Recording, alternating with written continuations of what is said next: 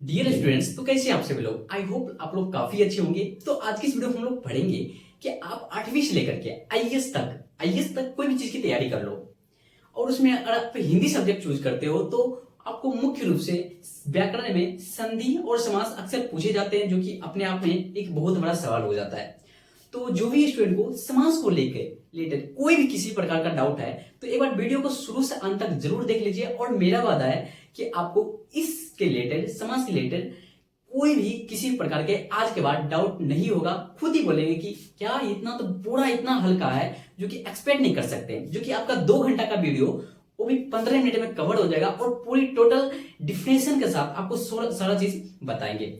आपको संस्कृत में प्लस हिंदी दोनों चीज समझ में आ जाएगी। बस एक बार वीडियो को शुरू से अंत तक जरूर देखें। चलिए अब बढ़ते हैं समास की तरफ। तो पहला हमारा कि समास, मुख्य रूप से समास किसे कहते हैं ये जानना बहुत जरूरी है। उसके बाद जानेंगे कि भेद, और उसके बाद इसके उपभेद भी होते हैं। वो भेद किसके भी भेद होते हैं, तत्पुरुष समास के काफी सारे, तो वो सभी पढ़ेंगे। तो सबसे पहले जानते हैं कि समास किसे कहते हैं।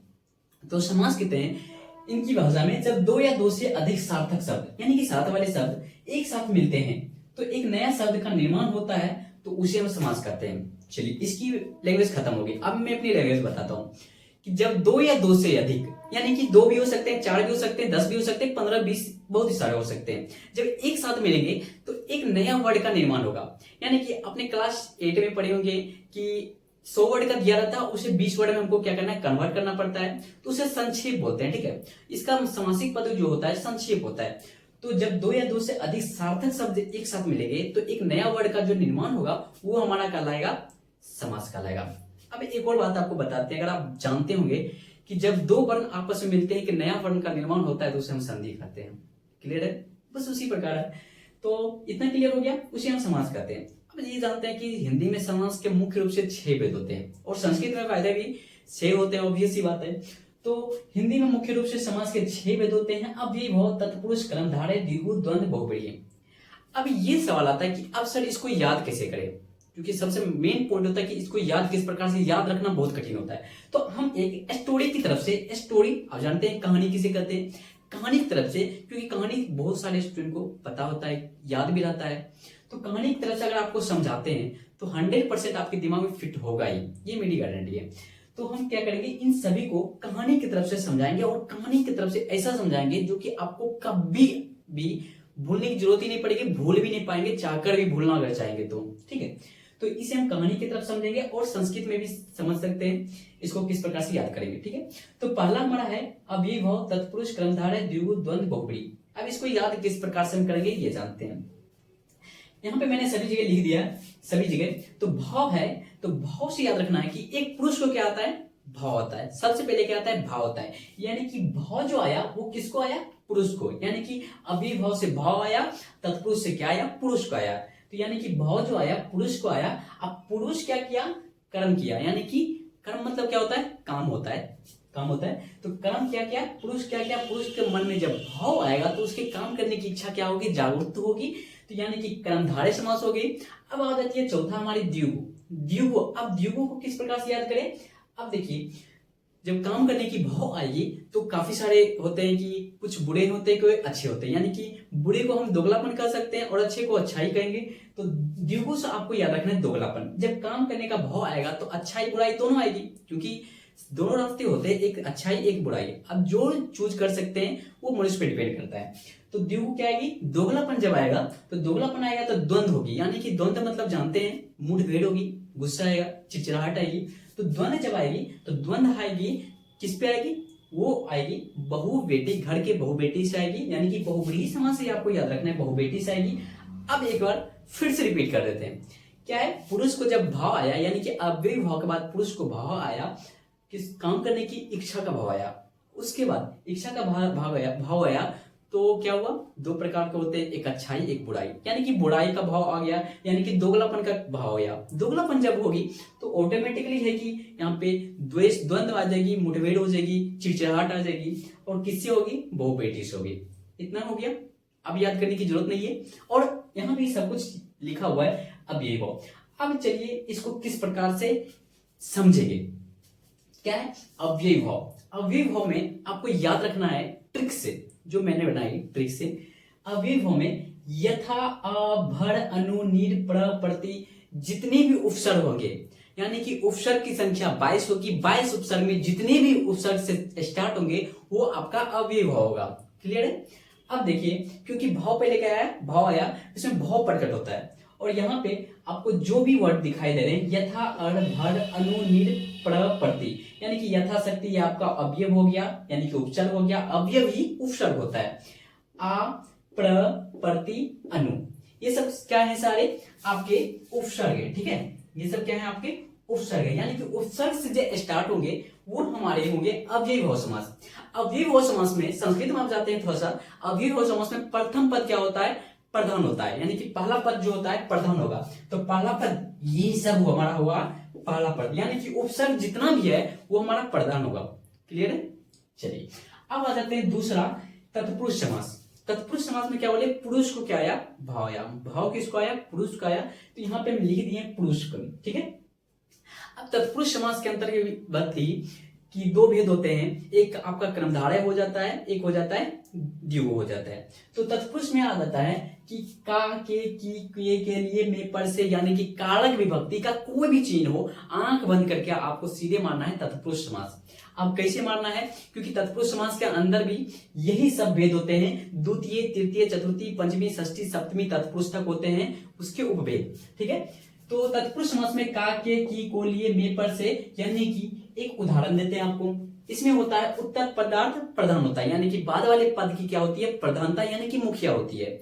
अब मैं आपको समझाता हूं थोड़ा सा, क्या है, राजपुत्र, एग्जाम्पल लेते हैं, राजा का पुत्र, क्या है, राजा का पुत्र, जो पुत्र है वो हमारा क्या होगा, प्रधान होगा। चीड़ी मार, चीड़ी को मार, मारना किसको है, चीड़ी को, ये हमारा उत्तर क्या हो गया, बाद वाले पद की है प्रधानता हो रही है। गौशाला, जब गाय रहेगी तभी तो शाला होगी ना, तो यानी कि गौ का क्या हो, शाला हो जा रही है। रोग मुक्त, मुक्त क्या, रोग से मुक्त हो रही है ना, तो मुक्त क्या हो गया, हमारा उत्तर पदार्थ प्रधान हो गया, ये हमारा जो बाद वाले पद की प्रधानता हो रही है, ये सब है। ठीक है, तो इससे आपको याद रखना है, का, के, की, को, लिए, कोई भी आपको कारक चिन्ह है, आंख बंद कर क्या मानना है, तत्पुरुष समास में टिक लगाना है। ठीक है, चलिए दूसरा आ जाता है, सॉरी तीसरा आ जाता है हमारा कर्मधारय। जरा गौर करेंगे, संस्कृत में कर्मधारय को ही समानाधिकरण तत्पुरुष समास कहते हैं, यानी कि तत्पुरुष समास का एक भेद होता है, तो इसका उपभेद है कर्मधारय। कर्मधारय को आपको किस प्रकार से याद रखना है, हिंदी में वो समझते हैं, है जो के समान जब जो भी लगा रहे उसमें आपका कर्मधारय समास रहेगा। अब यहाँ पे समझते हैं कि महापुरुष है, क्या है, महापुरुष, तो महापुरुष कौन है, महान है जो पुरुष, कौन है, महात्मा गांधी है ना महापुरुष। तो यहाँ पे महापुरुष जो है, जो है जो क्या है, महान है जो, महान है जो पुरुष, वो हमारा क्या कहलाएगा, महापुरुष। चरण कमल, कमल के समान जो चरण है वो क्या कहलाएगा, हमारा चरण कमल कहलाएगा। कमल नयन, यानी कि नयन के समान जो कमल है वो हमारा क्या हो जाएगा, कमल नयन हो जाएगा। इसे आप याद रख सकते हैं। चलिए अब क्या बताया था आपको, जब भाव आया, पुरुष में भाव आया और काम करने की इच्छा आई, और इच्छा जब आती है तो एक सही रास्ता और एक गलत रास्ता दोनों आती है, तो यानी कि दोगलेपन की रास्ता आ गई, तो दोगलेपन में जो रास्ता आएगी तो वो द्विगु समास हमारी कहलाएगी। अब द्विगु समास को किस प्रकार से याद कर सकते हैं, तो द्विगु समास में पहला पद जो होता है वो संख्यावाची होता है, यानी कि अब बताते हैं आपको, पहला पद संख्यावाची कौन होगा, चौराहा। चौराहा हमारा क्या हो गया, चार राहों का राह, चौराहा, तो यानी कि चौराहा आपका संख्यावाची हो रहा है, चार का हो रहा है बोध वहां पे, यानी कि संख्या का बोध हो रहा है। यानी कि त्रिभुवन क्या हो जाएगी, तीन कोना वाला घर क्या हो जाए, त्रिभुवन हो जा रही है। दोपहर त्रिभुज, तीन भुजाओं का भुज त्रिभुज हो जाती है। दोपहर, दोपहर का, दो क्या है, दोपहर का क्या कहलाएगी, दोपहर कहलाएगी। और भी काफी सारे वर्ड जो कि अगर आप देना चाहते हैं, आप जानना चाहते हैं तो लिंक डिस्क्रिप्शन में मिलेगी, वहां से आप टेस्ट दे सकते हैं। सारे तत्पुरुष समास का उदाहरण है, आप वहां से टेस्ट दे करके अपने आप को खुद सुना सकते हैं कि आप कितनी पढ़े में। ठीक है, काफी सारे मेहनत किए हैं इस वीडियो को बनाने में, काफी सारी मेहनत की है। संस्कृत और हिंदी दोनों वीडियो में बता देंगे आपको, सिमिलर है। ठीक है, द्विगु समास को हम कहते हैं संख्यावाची पूर्वे द्विगु, जिसको बोलते हैं संस्कृत में, तो संख्यावाची पूर्व प्रथम पद जो रहेगी वो संख्यावाची रहेगी। ठीक है, चलिए अब आ जाते हैं द्वंद्व समास। द्वंद्व समास से आपको याद रखना है, द्वंद्व समास में संस्कृत में कहते हैं च के अर्थ में, च मतलब होता है जैसे माता चौ पिता चौ, माता और पिता, या और या फिर आ या के अर्थ में जो रहेगा वो हमारा द्वंद्व समास कहलाएगा। तो इसे मैंने बताया आपको पहले कि जब दोगलापन आएगी तो क्या होगी, मुठभेड़ तो होगी। यहाँ पे हम क्या लिखे, मुठभेड़ यहाँ पे लिखे, यानी कि मुठभेड़ जो होगी, मुठभेड़ से याद रखना आपको, द्वंद्व समास से याद रखना है कि यहाँ पे और या के अर्थ में जो लगा रहे वो हमारा क्या रहेगा, हिंदी में बता रहे हैं आपको, हिंदी में आपका वो आपका द्वंद्व हो जाएगा। कैसे आएगा, एक और से याद रखना आपको, जो डैश डैश रहती है ना, जैसे कि नदी नाले, नदी और नाले, ठीक है। खाड़ा खोटा यानी कि खाड़ा या खोटा, ठीक है। माता पिता, माता चो पिता चो यानी कि माता और पिता हो जाएगी। राम लक्ष्मण, राम और लक्ष्मण, समझ रहे हैं, यानी कि चौ के अर्थ में या के अर्थ में, या के दिन रात, दिन या रात, क्या होता है दिन या रात। तो ये इसी प्रकार से या के अर्थ में या डैश रहेगा हिंदी में, तो आपको याद रखना है इससे कि वो हमारा द्वंद्व समास होगा। अब संस्कृत में थोड़ा सा बढ़ जाते हैं, थोड़ा सा टाइम लेंगे। माता पितरों, पितरों में जो संस्कृत में अगर डबल औकर जो लगा रहे उसके वर्ड के बाद, तो आपको हमेशा याद रखना है कि वो हमारा द्वंद्व समास ही आएगा, ठीक है। चलिए अब आ जाते हैं लास्ट आपका कि बहुव्रीहि समास। कभी ऐसा नहीं पढ़े थे बाप जिंदगी में, कभी इतना पढ़े थे जितना इसमें पढ़ना पड़ा। तो बहुव्रीहि समास है, तो बहुव्रीहि समास से आपको याद रखना है। देखिए संस्कृत में पहले आपको बताते हैं कि बहुव्रीहि समास में जैसे मैंने बताया, अव्ययीभाव समास में होता है कि पहला पद प्रधान होता है, तत्पुरुष में द्वितीय पद प्रधान होता है, यानी कि अंतिम वाले पद प्रधान होते हैं। और इसमें बहुव्रीहि में ना ही पहला पद प्रधान होता है ना ही द्वितीय पद प्रधान होता है, यानी कि किसी तीसरे पद प्रधान हो जाता है, यानी कि दो पद जब आपस में मिलेंगे तो तीसरे पद का निर्माण करेंगे। आप मेरी बात नहीं समझे, मैं समझाता हूं। यानी कि देवी देवताओं के जो नाम होंगे वो आपका जो कहलाएगा बहुव्रीहि समास कहलाएगा। कैसे कहलाएगा, चलिए एक उदाहरण लेते हैं आपको, नीलकंठ। नीलकंठ किसको कहते हैं, शिव को कहते हैं, ठीक है। तो नीलकंठ यशस सहसा, हम संस्कृत में बोल रहे हैं कि नीला है जिसका कंठ, वो हमारा क्या कहलाएगा, शिव कहलाएगा। तो यहां पे अगर हम देते हैं, इसका विग्रह करते हैं, तो नीला है जिसका कंठ, नीलकंठ हो जाएगा। अगर जैसे रोग से मुक्त बोले तो रोग मुक्त हम लिखे, रोग मुक्त लिखे।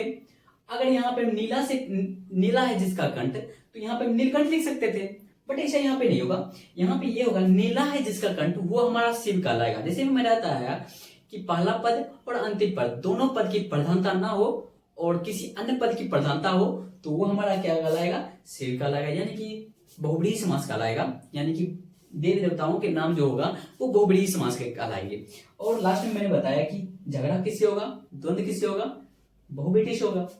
तो अगला ले लेते हैं गजानन, जिसके 10 क्या हो, सॉरी यहाँ पे गजा मतलब होता है हाथी, हाथी के जैसे नाक हो, तो वो क्या कहलाएगा हमारा, वो हमारा क्या कहलाएगा, गणेश कहलाएगा। तो देखिए यहाँ पे वर्ड क्या हो रहा है, ये विग्रह जब होती है तो किसी दूसरे पद की प्रधानता हो जाती है, कि कोई दूसरा पद आके बैठ जाता है। यानी कि चक्रपाणी, जिसके चक्र में पानी नहीं हो, यानी कि चक्रपाणी होते वो क्या कहलाते हैं, विष्णु कहलाते हैं।